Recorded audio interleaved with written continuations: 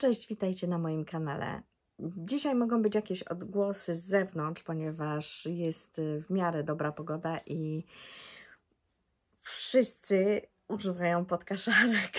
Także mogą być jakieś dźwięki z zewnątrz, ale trudno, muszę nagrać ten film, ponieważ już za długo zwlekam z nagraniem, a nazbierało się trochę. Mam karteczkę, na tej karteczce i ja zazwyczaj wiecie, że robię spontan, tak zwany, natomiast teraz bardzo dużo materiału mam nagrane. Dzisiaj jest już końcówka maja, a ja od początku maja nagrywałam tak po kolei, kawałeczkami, żeby zrobić Wam jakiś ciekawy film. Nie wiem, czy on będzie ciekawy akurat, ale może akurat Wam się spodoba. Więc tak, na początek oczywiście była akcja gotowania i porcjowania, tak zwanego konfekcjonowania zupy dla mojego taty. Tak, dlatego, że bardzo szybko ta zupa nam wyszła z lodówki, z zamrażarki, ponieważ było 5 dni wolnego na początku maja. I trzeba było po prostu dziadkowi dostarczyć pożywienia. Więc tak naprawdę 5 zestawów poszło w jeden tydzień i później trzeba było się wziąć do pracy i znowu ugotować taką dobrą zupę. Ta zupa naprawdę jest bardzo dobra. Ale powiem tak, my jej nie jemy, bo sam zapach tego gotowania przez tak długi czas, a naprawdę co tydzień jeździmy od 3 lat. Od 3 lat. No nieraz i częściej, ale jak potrzeba, ale powiedzmy tak standardowo co tydzień. Więc no tak, nie jemy tej zupy, chociaż jest bardzo dobra ta klopsikowa zupka. I tak, właśnie zrobiliśmy te obiady i już jedno mamy, że tak powiem, odhaczone na ten miesiąc. Bardzo się cieszę, że właśnie ten maj nawet zahaczy chyba o czerwiec, także fajnie. Zawsze lepiej więcej mieć pożywienia niż potem na szybko coś pichcić, prawda? Kolejna sprawa to jest taka, że byłam 8 maja, właściwie to było po 8 maja, nie pamiętam jak wypadała niedziela, natomiast po 8 maja jest odpust zawsze w Myszkowie i oczywiście te odpusty są zupełnie inne niż kiedy byłam dzieckiem. Wiem, jak biegałam po straganach i nie mogłam się zdecydować, jaki pierścionek, z jakim oczkiem, czy z niebieskim, czy z czerwonym. Oczywiście były jeszcze takie myszki fajne, które wychodziły z pudełka raz z jednej, raz z drugiej strony. Były bransoletki, wiadomo, były jakieś balony, wata cukrowa. No a teraz na przykład hot dogi są, no wiadomo, że w kryzysie żadnych hot dogów nie było. No ale teraz to się zmieniło, zupełnie są inne artykuły, inne produkty i do jedzenia i tak, żeby oczy nacieszyć, zwłaszcza dzieci. W zasadzie to są takie rzeczy, które można kupić w hurtowniach takich papierniczo-zabawkowych. Taką dużą hurtownię mamy w Katowicach i ja widziałam przekrój tej hurtowni po prostu. Ale lody rzemieślnicze były bardzo dobre. O właśnie, takie dzisiaj lody. Ciepłe lody. Po prawej, po lewej co było? Czekolada z miętą i orzech laskowy z malinką. I odpust. Taka atrakcja. Po pracy u dziadka skusiliśmy się na lody. O właśnie, tutaj widzę, że coś mi wystaje. Wiecie co, z tymi moimi włosami to ja mam problem duży, ale to dobrze. No nie na ten film, może taki mały przerywnik. Wiecie, że ja nieraz coś sobie eksperymentuję z azjatycką kuchnią. Lubię, ale nie lubię ostrego. Właściwie ja lubię ostre, ale mój organizm nie lubi i po prostu gotuję na swój sposób. Tak było i tym razem. Ja się bardzo wzbraniałam, jeżeli chodzi o ramen, bo myślałam oczywiście w swojej niewiedzy i ignorancji kompletnej, że to jest taki japoński rosół, że teraz jest taka moda i że ten ramen, wszyscy tylko ramen jedzą, młodzi zwłaszcza, młodzi ludzie, ramen, o wow. Jakby nie mogli się rozkoszować polskim naszym rosołem. No tak, stwierdziłam, że ugotuję taki ramen. i ugotowałam. Dzisiaj ciąg dalszy kuchni azjatyckiej. Ramen ugotowałam, ale według przepisu wariacji własnej. Tak, tutaj jakieś rzeczy pływają. Będzie wszystko w opisie, bo nie pamiętam nawet, co dałam. Zobaczymy. Zobaczymy, jak smakuje. No, ale jest i jajeczko jest, i mięsko jest, i marchewka jest, i sezam jest, i cebulka jest, i to, co nie wiem, jak to się nazywa, kombu chyba, ale nie pamiętam. Makaron oczywiście tutaj, o, makaron jest taki specjalny do ramenu. Patrzę w telefon, więc nie będę mogła tutaj Wam, o tak, nie wiem jak pałeczki, jak ja te, o, tutaj widzicie, taki makaronik, marchewka i inne jeszcze rzeczy, grzybki, tak, to tyle. Smacznego! Jest to kompletnie coś innego. Ja wprawdzie improwizowałam, bo przeczytałam kilka przepisów i tak w zasadzie pomyślałam sobie, że sama skomponuję. Nie miałam kilku produktów, zastąpiłam je takimi, które używam w kuchni i muszę Wam powiedzieć, że ta zupa była dość, że bardzo dobra, to jeszcze ogromnie syta. Ogromnie. Było tam właśnie mięso pieczone, najpierw upiekłam, później dałam do tej zupy. Był wywar z warzyw, ponieważ ja nie jadam wywaru z kości, a w oryginale jest wywar z kości i wieprzowych czy wołowych i z kurczaka, drobiowych. Natomiast ja nie jem takich rzeczy, bo no najwięcej cholesterolu i innych takich szkodliwych substancji właśnie gromadzi się w kościach. Dlatego ja od lat nie używam kości do wywaru. Wolę wywar z samych jarzyn. Chociaż wiecie, no jak cię nie ma swoich, to też w tych jarzynach wiadomo co jest, no ale coś musimy jeść, prawda? Więc wyeliminowałam wywar z kości w naszej kuchni już bardzo dawno.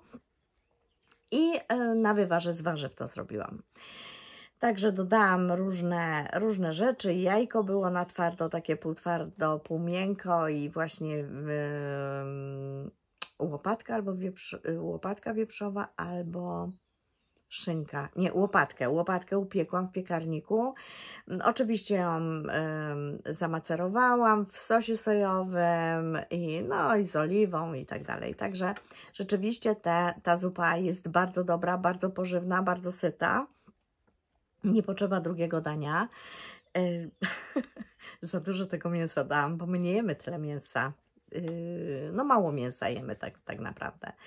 I mój mąż powiedział, że drugi raz dostał delirki białkowej. Pierwszy raz miał taką delirkę, jak zjadł taki dużą porcję wołowiny, taki stek wołowy w Stanach.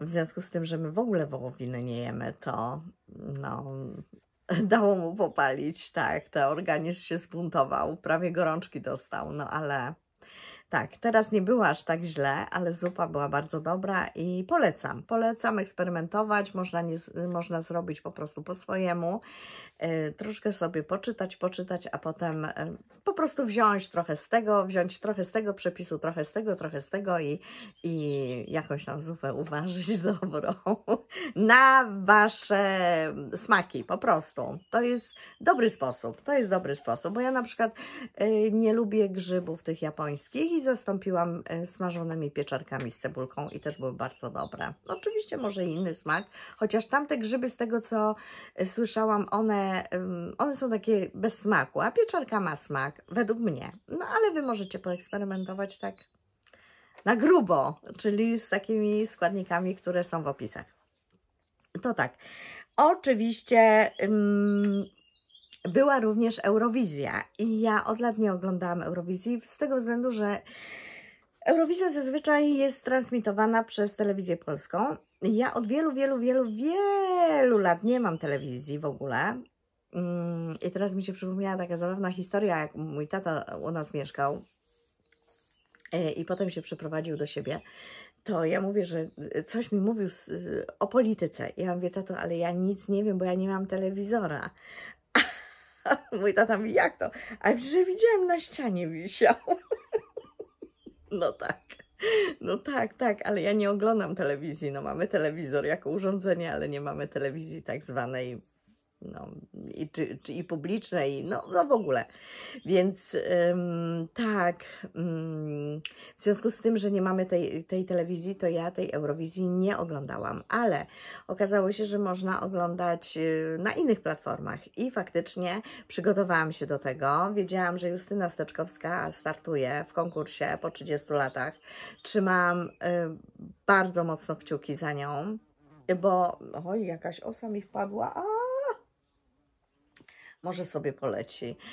I no niestety nie udało się z różnych względów, ale na tę okazję zrobiłam i upiekłam focaccię.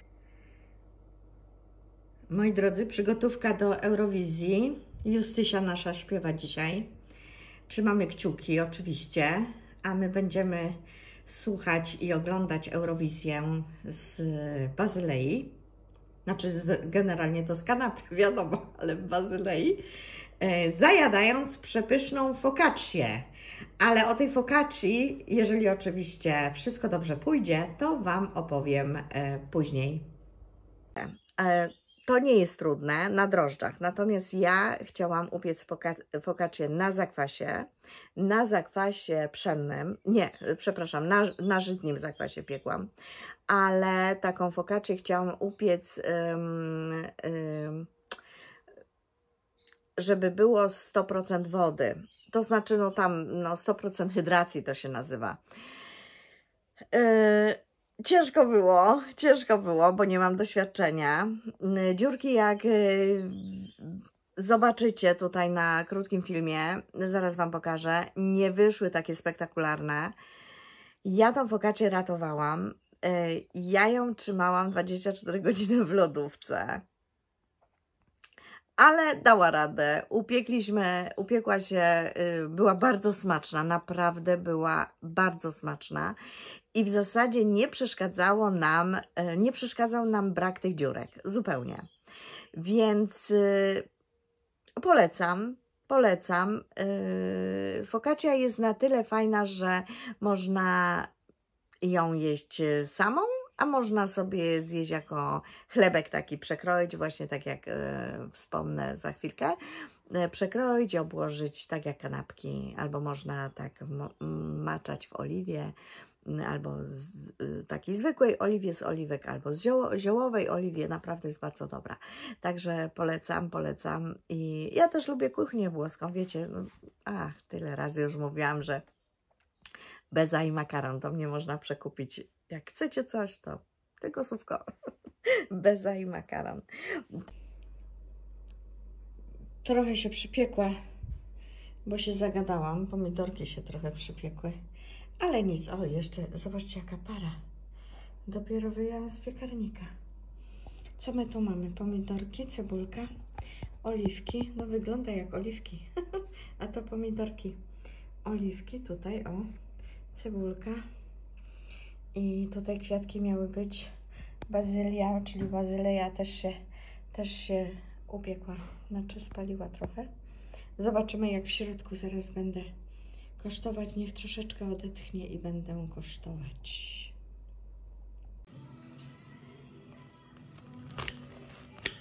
Kroję. Dobra, potrzymasz mi tam? Potrzymaj mi to. Potrzymam. Dobra, pierwsza focaccia moja. Jeszcze gorąca. Pychotka. Teraz będę próbować.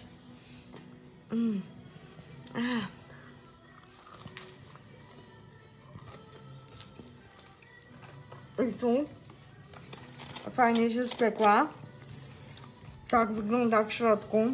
Pomidorki i oliwki poszły do środka. Mamy co jeść. Mamy co jeść tutaj. Tak, będzie nie tak jak to było. Tak było. Tak, ukłon w kierunku oczywiście Matki Ziemi, czyli łąka. Nie za bardzo wyszło, ale, ale pierwsze koty zapłaty. Także pycha. Z oliwą, o tak nie za bardzo będzie widać, ale z oliwą można pomoczyć. Można pomoczyć w oliwce, można sobie przekroić na kanapkę i po prostu zjeść jako chlebek. Także pierwsza moja focaccia w życiu. Było dużo gadania, to na następny film. Jem dalej. Pyszna jest. Pycha. Tak, więc tak, focaccię zrobiłam, udekorowałam, bardzo mi się podobało. Kiedyś na Instagramie widziałam właśnie taką dekorację, taką łąkę i zrobiłam, no oczywiście zrobiłam to kompletnie nieprofesjonalnie, kompletnie. Cebulka mi się spaliła w tym piekarniku, pomidorki również. Może ja za długo ją trzymałam, to fakt. No ale wiecie, pierwszy kotec zapłaty była dobra. Niektóre oliwki i pomidorki, które wpadły do środka, dały taki aromat temu ciastu. Naprawdę polecam. I tak, przepis znalazłam w internecie. Nawet Wam nie podlinkuję, bo po prostu, czy na Instagramie nawet, po prostu trzeba szukać. I jak znajdziecie, eksperymentujcie, bo nawet nie wiem od kogo, jakiejś Amerykanki przepis był. Także no, trochę mi się udało, trochę mi się nie udało, ale finalnie było to bardzo dobre. W smaku po prostu. No i co jeszcze? No oczywiście 3 razy paczkomat i zaraz tutaj zobaczycie film z moich podróży po paczkomatach, to znaczy jeden paczkomat okupuję ostatnio, ale tak się złożyło, że miałam takie wahania i no i po prostu stwierdziłam, że jednak muszę skorzystać z wydania pieniędzy, żeby sobie humor poprawić być może. Czy to coś dało? No nie bardzo, ale mam mam nowe zadania przed sobą, włóczkowe, znaczy dziergane, zadania dziergane. Jeszcze tylko Wam pokażę, bo tam później zobaczycie, będę mówiła o tym swetrze, który sprułam od mojego syna. I faktycznie ja sprułam ten cały karczek, ten sweterek, w zasadzie nie powinnam go pokazywać, bo no jeżeli swetra nie ma, to co pokazywać? Ale ja miałam robić ten właśnie wariety sweter i on mi nie wyszedł kompletnie, bo ja sobie źle obliczałam tutaj od ramienia, a poza tym okazało się, jak przymierzyłam ten karczek, tył i przód, okazało się, że jest ciuteczkę za ciasny. I właśnie tak, mam takie kłębuszki. Taka, o, tutaj jeszcze widzicie, kawałek został tego swetra. Tutaj jest prawa strona. Takie bąbelki ma, jak w Whisperze. Też tak, co chwilę takie jakieś lewe oczko. No i mam tych kłębuszków dużo. Muszę na motowidło znowu owinąć i zmoczyć. Dużo mam tych kłębuszków. Tak. Dużo. Poprute jeszcze to i będę robiła na nowo. Ale za chwilę Wam opowiem o tych włóczkach, które kupiłam i co z nich będę robić. Cześć! Witajcie dzisiaj we wtorek, 20 maja. Tak nietypowo. Dzisiaj zaczynamy od paczkomatu, bo sobie zamówiłam włóczki i teraz będę otwierać. Tak, będzie progres budowania szklarni i potem może Wam pokażę, jakie włóczki zamówiłam i na co. A mijamy tutaj taki piękny krzak róży. Tu gdzieś była, o już się prawie rozwija jedna taka śliczna. O, jaka ładna.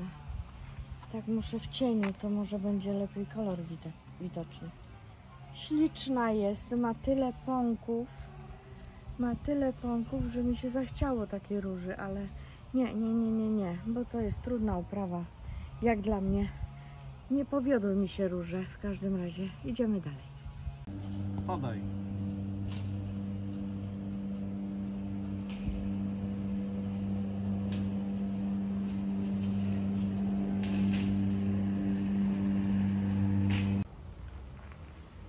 Proszę Państwa, poziomowanie szklarni, więc muszę powiedzieć, że takich trzech jak nas dwoje nie ma ani jednego. Proszę bardzo. Wszystko elegancko wypoziomowane. Teraz będzie lanie betonu i dalszy ciąg robót. Chciałam Wam pokazać etap powstawania mojej szklarenki. I tak, tu możecie zobaczyć, beton był wylany w takich okręgach głęboko na 45-60 cm. Na 60 cm, potem był szalonek zrobiony i na takie kwadraciki, żeby tu zakotwić, bo tutaj były takie szpikulce. Trzeba było to włożyć do tego betonu, żeby było stabilne, bo wiecie, same szyby ważą z 200 kg, więc musi to być na tyle stabilna konstrukcja, żeby to wszystko utrzymało.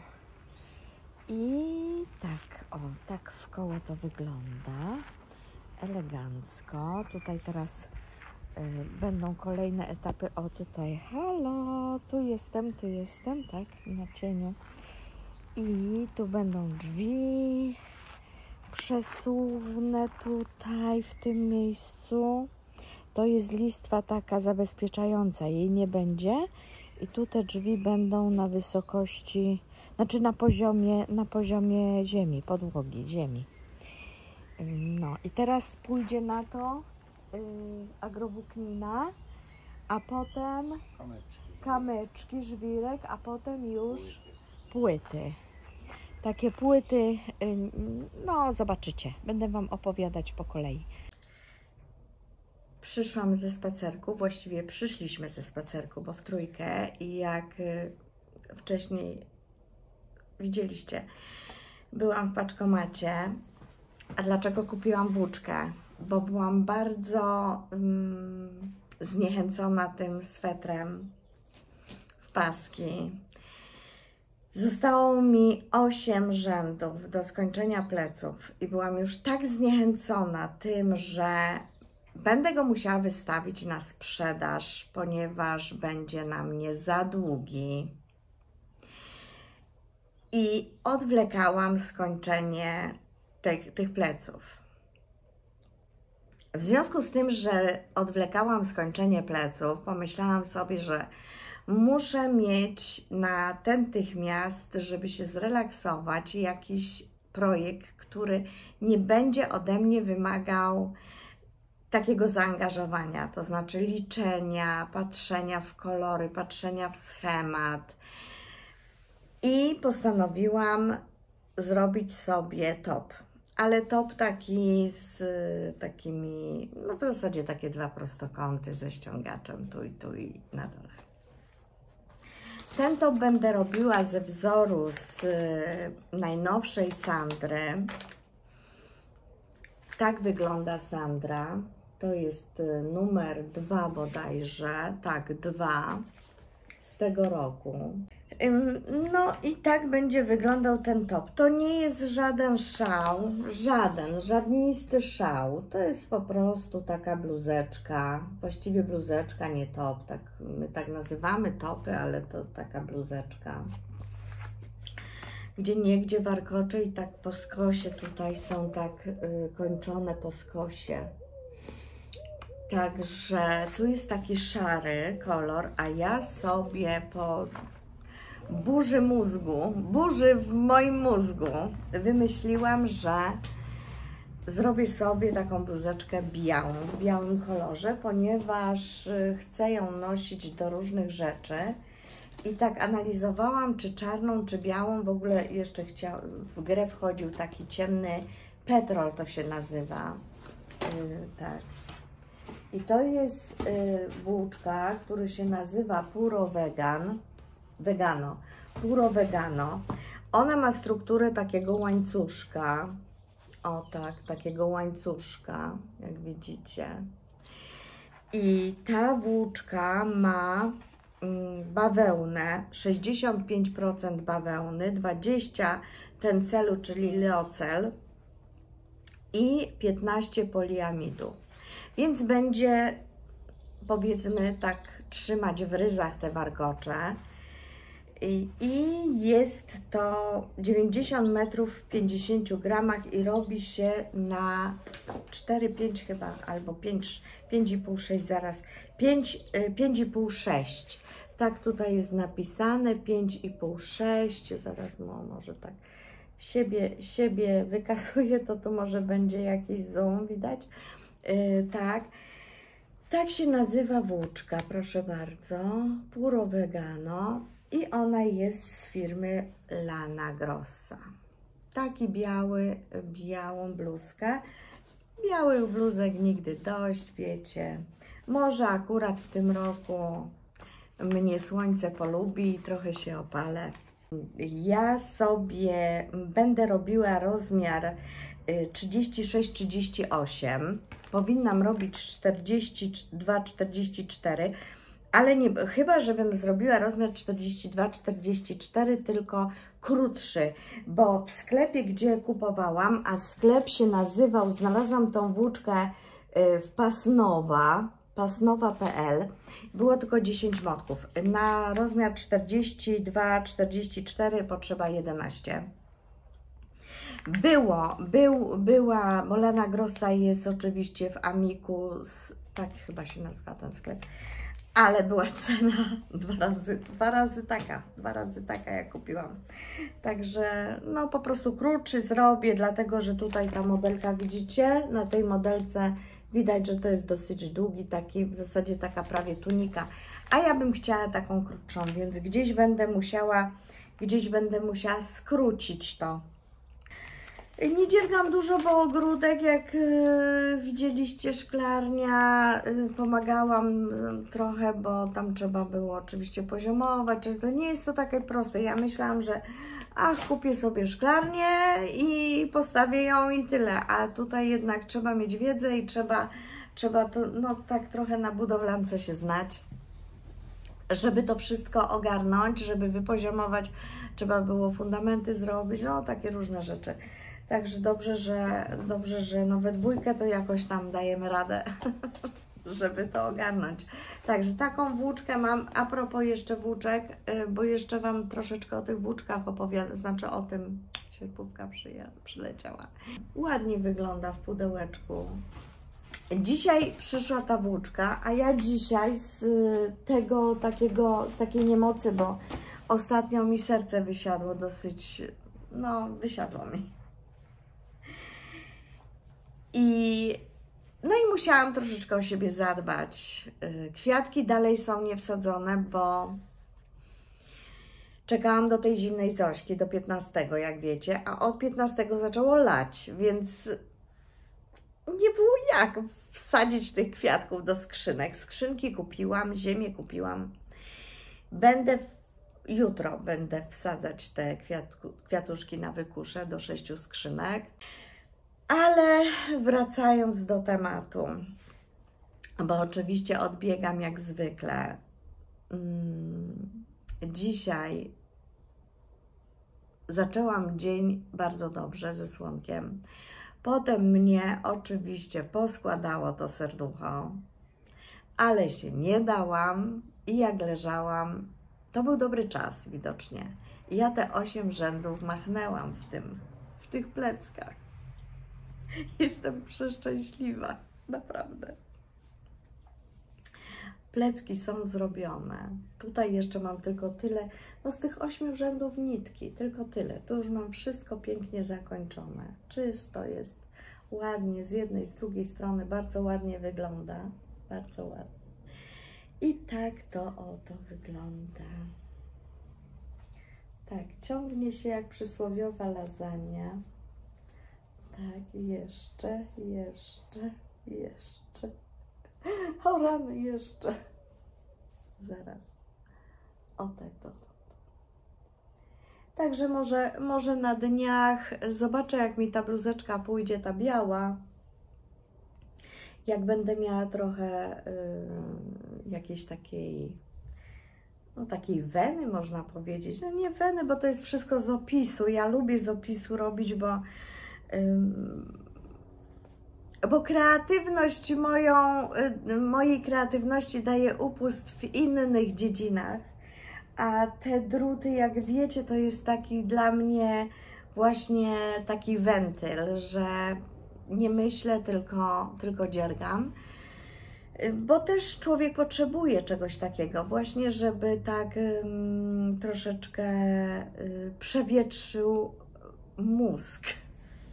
No ale jak się okazuje, nie za bardzo wietrzę, bo mam takie wzory wszystkie, które wymagają skupienia. Jakbym jeszcze miała coś zmieniać w tych wzorach po swojemu, to już by była dla mnie praca. Pracę mam w innych dziedzinach, jak wiecie, więc nie, tutaj to dzierganie to jest dla mnie tylko i wyłącznie jako taka odskocznia. Ale ostatnio oglądałam, bo mam bardzo duże tyły znowu w oglądaniu Waszych vlogów i wiem, że jesteście bardzo kreatywne i to jest super, naprawdę, to jest super, że zmieniacie wzory takich projektantek różnych, czy same wzory tworzycie. I to naprawdę to jest fantastyczne. To jest fantastyczne, tylko jak tworzycie te swoje wzory, to od razu zapisujcie. Taka moja rada, o którą nikt nie prosił. Dlaczego tak mówię? Ano dlatego, że ja kiedyś też sama robiłam różne swetry, różne dziergane rzeczy, bo nie tylko swetry. Kamizelki, jakieś chusty i po prostu nie zapisywałam tego. No przydałoby się teraz, żebym ze swoich wzorów też korzystała, a teraz mi się nie chce przeliczać, wymyślać, wiecie. No i jeszcze jedna rzecz, miałam Wam przynieść, ale zostało u góry, a ja przyszłam z tego spaceru, to Biełka, chodź do domu, chodź tutaj, chodź. Ja ją zamknę, bo zaraz mąż przyjedzie.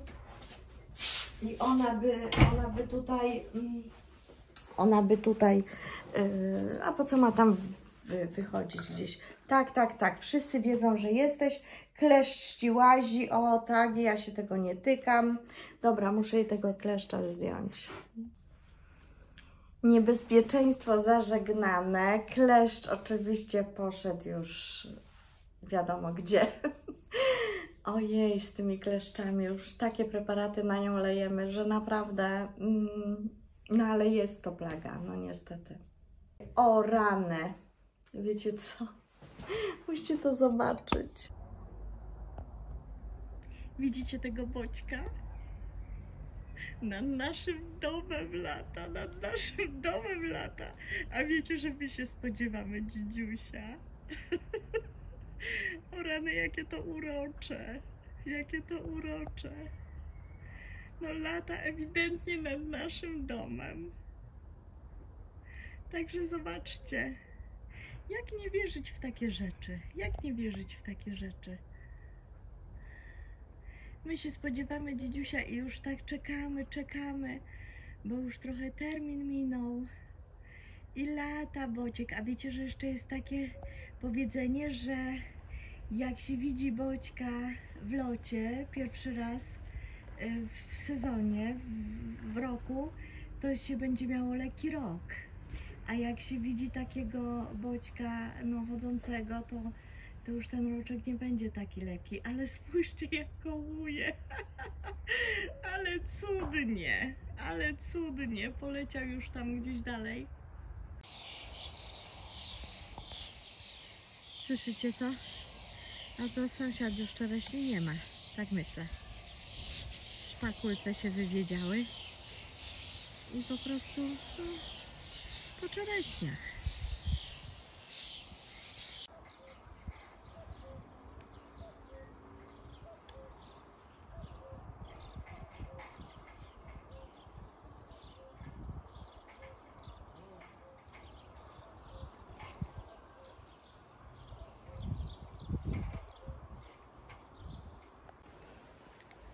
Kukułka nam się rozkukała. Drapieżnik taki, a ja do paczkomatu. A za chwilę Wam pokażę, jak dojdę do domu, co sobie kupiłam. Na początek mały update odnośnie tej białej włóczki. Puro Vegano to się nazywa włóczka. Tak, Puro Vegano. Lana Grossa. I taki sweter, właściwie nie sweter, tylko taka bluzka bez rękawów. I tej bluzeczki mam już tyle. Ja ją będę przerabiała, to znaczy nie przerabiam wzoru, nie przerabiam nic z tych rzeczy, czyli nie modernizuję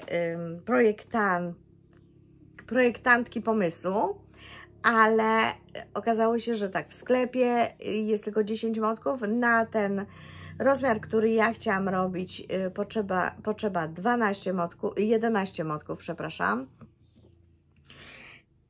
Ale ta bluzka jest bardzo długa, ona jest tak w zasadzie jako tunika i ja sobie obliczyłam ilość rzędów, ile potrzebuję dla siebie i po prostu skrócę tą tunikę.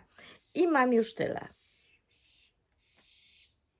W zasadzie to są takie dwa prostokąty, oczywiście tutaj z podkrojem na szyję, na szyję z tyłu i na dekolt z przodu, ale w zasadzie tutaj no to są takie z takimi podkrojami, dwa prostokąty i zszywa się do pewnego momentu, a to co zostanie obrabia się ściągaczem, takim jak tutaj na dole i przy dekolcie też.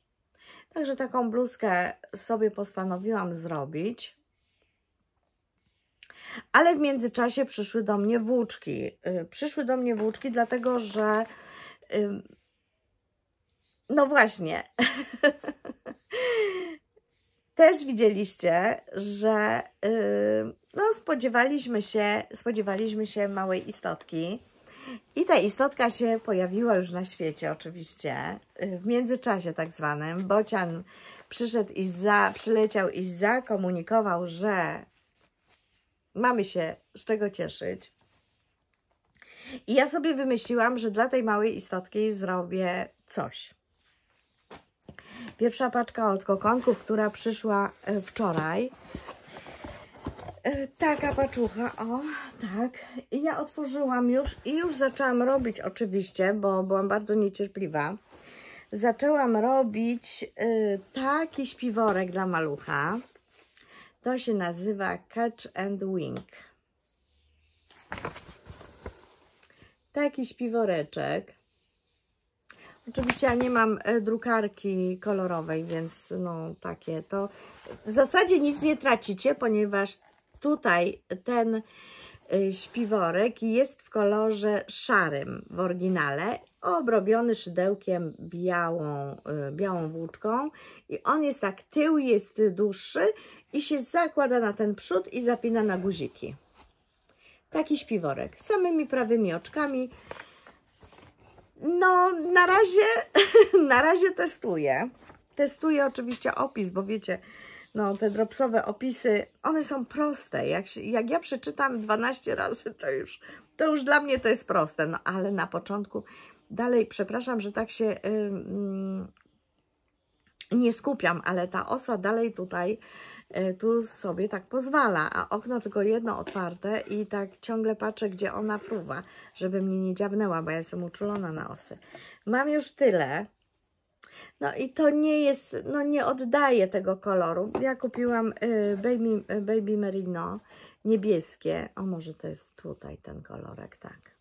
Może jak dwa wezmę. No to jest taki stalowy niebieski, taki błękitny. Bardzo ładny kolor. Bardzo ładny kolor. I tak właśnie, o. Baby Merino. Tutaj jest... Mam okulary, jestem przygotowana dzisiaj, nie, dlatego, że tu mam koszyczek z robótką i dlatego mam te okulary w środku, bo tak bym pewnie nie miała. To jest kolor 11 i Super Wash Extra Fine Merino Wool na 3 mm i ja to robię na trójkach. 175 metrów w 50 gramach. Ja to robię na trójkach. No i wiecie, no to są zapałki. Ja lubię takie rzeczy. Ja lubię takie małe druty. Ale wiecie, czas goni. I tutaj mam 120 zaraz. Jak tutaj ja mam? 127 rzędów tutaj jest. Tutaj jest 127 rzędów. To jest naprawdę niewiele. A do dekoldu, czy do podkroju pach muszę mieć 240, czyli jeszcze raz tyle. Tak mi się wydaje, że jakoś tak. No teraz nie znajdę tak szybko. 225 rzędów. Ach, nocki długie. Tak, także tak samymi prawymi oczkami. Nie jest to tak super równo, ale myślę, że jak ja to wypiorę, to te oczka się troszeczkę wyrównają. No tutaj jest ładny ten niebieski. O, taki. A tak jak pokazuję, to nie jest ładne. Bardzo ładny, taki błękitny niebieski. To jest takie milusie. O, bardzo. I jeszcze kupiłam na sweterek, ale nie będę Wam pokazywać, tylko w opisie mogę dać link do Dropsa. Posiłkuję się teraz te rzeczy, które będę robiła, to tylko i wyłącznie z darmowych opisów, oprócz tej białej bluzki, bo ta jest z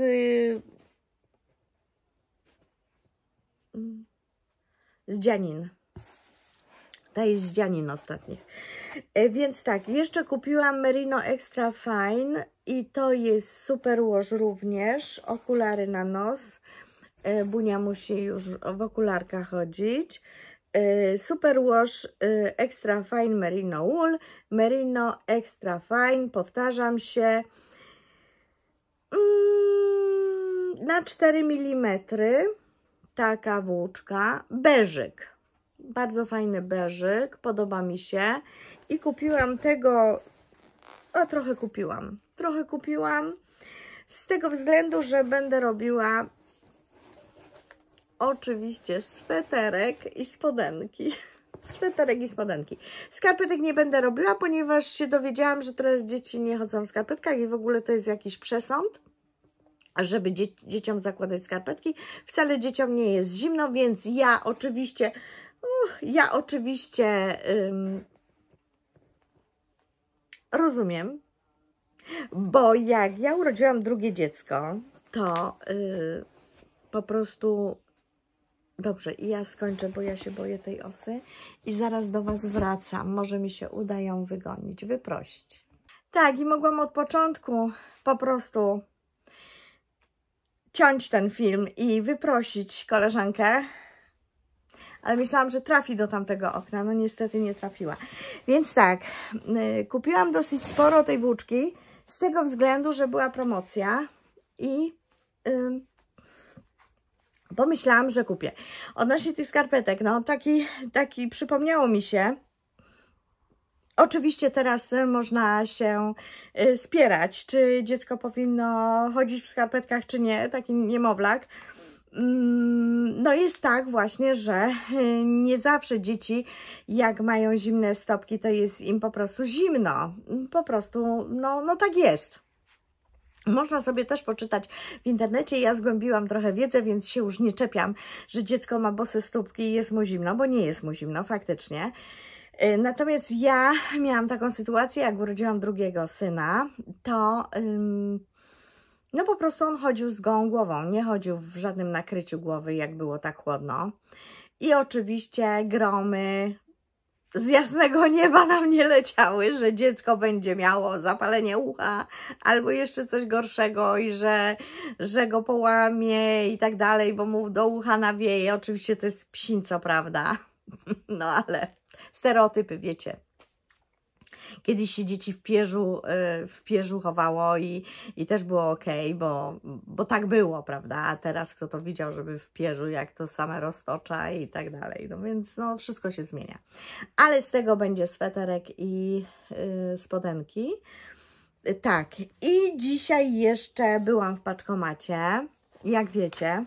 byłam w paczkomacie i znowu dokupiłam, bo była ta promocja po prostu.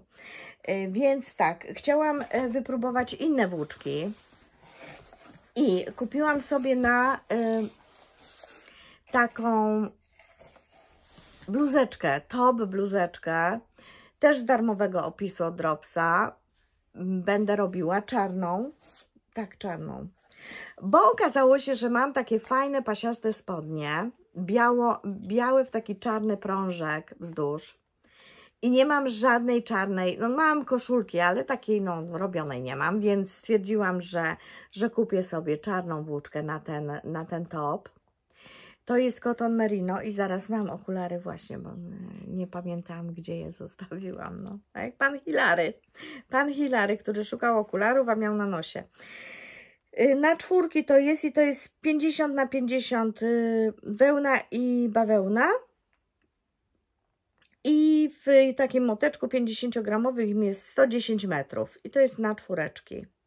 Także kupiłam po prostu według wzoru Dropsa i podlinkuję Wam, jaka to będzie ten topik. Taki z takim lekkim ażurem na takich szerokich ramionkach, żeby ramionczka z biustonoszu nie wychodziły. A pewnie będą wychodziły, no ale już trudno. I jeszcze kupiłam, w związku z tym, że wiecie, ja już trzecią włóczkę kupiłam na sweter dla syna. Po prostu, ja nie wiem, jakiś pech. Nie wiem, no jakiś pech. I kupiłam też Cotton Merino, tylko taki kolor i na zupełnie inny sweter, też Wam podlinkuję. Fajny, myślę, że się będzie szybko robił, bo ten tutaj to jest naprawdę dosyć skomplikowany, tych wzorów jest bardzo dużo, ten błękitny, o tym błękitnym mówię, bardzo dużo jest wzorów. Trzeba to obliczać, każdy rozmiar ma inne rozmieszczenie tych wzorów. No a poza tym właśnie tutaj powinno być, bo dokupiłam na ten rozmiar więcej, dokupiłam jeden motek tego niebieskiego. Mam nadzieję, że to gdzieś tutaj jest, ten niebieski kolorek.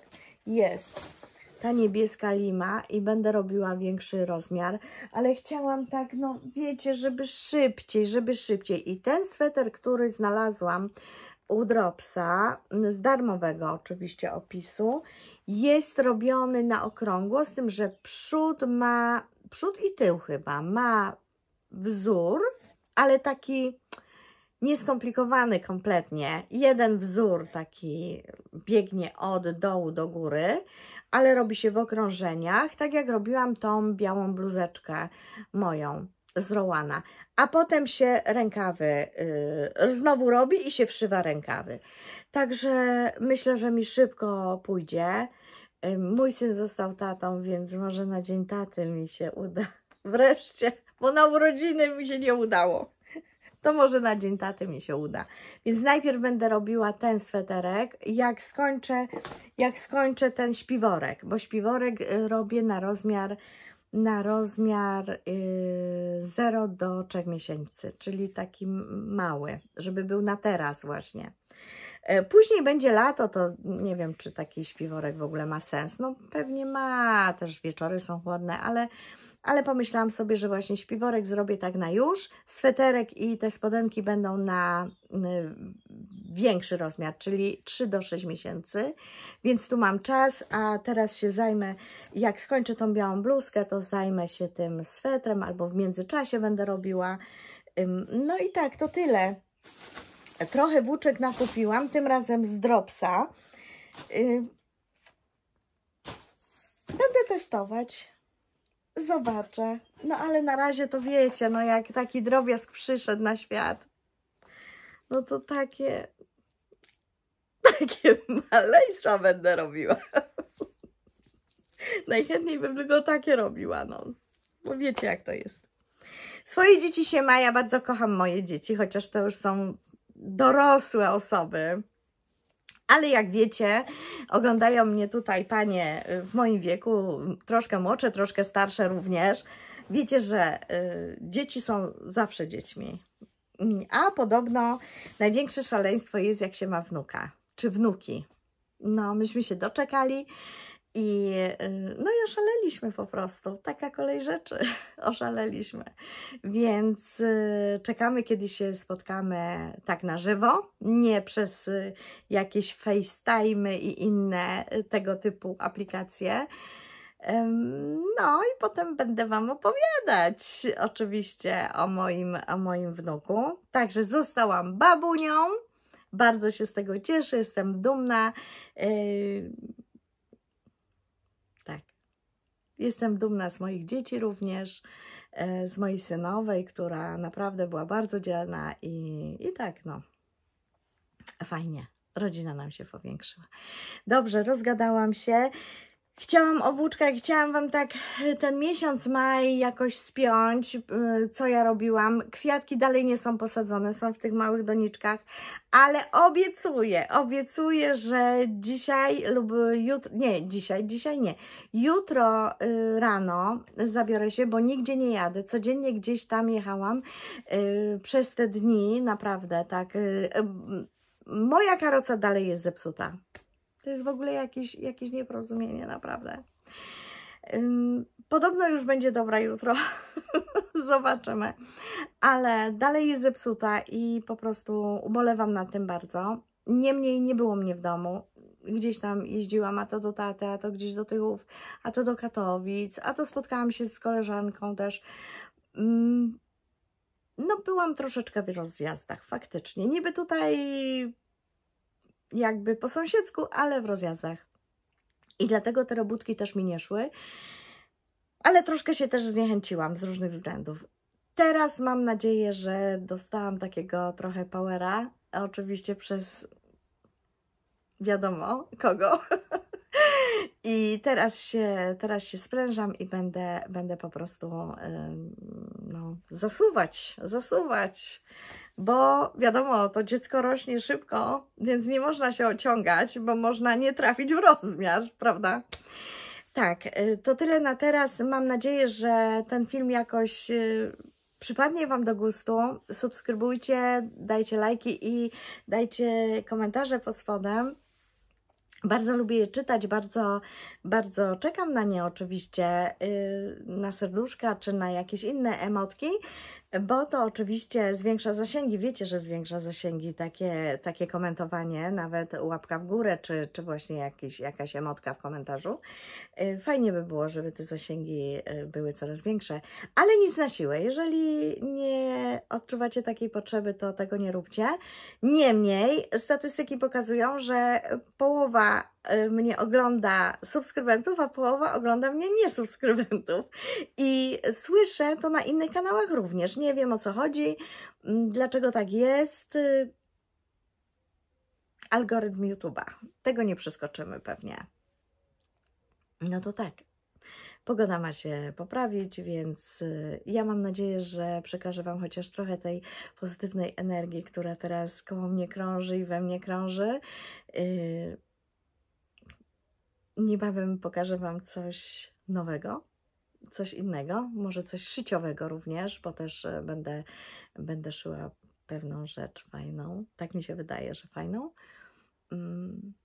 No i tak jak mówię, trzymajcie się, uśmiechajcie się do siebie, uśmiechajcie się do innych, ale przede wszystkim do siebie, bo jak do siebie się będziecie uśmiechać, to świat będzie piękniejszy również. Wszystkiego dobrego i do zobaczenia niebawem. Pa!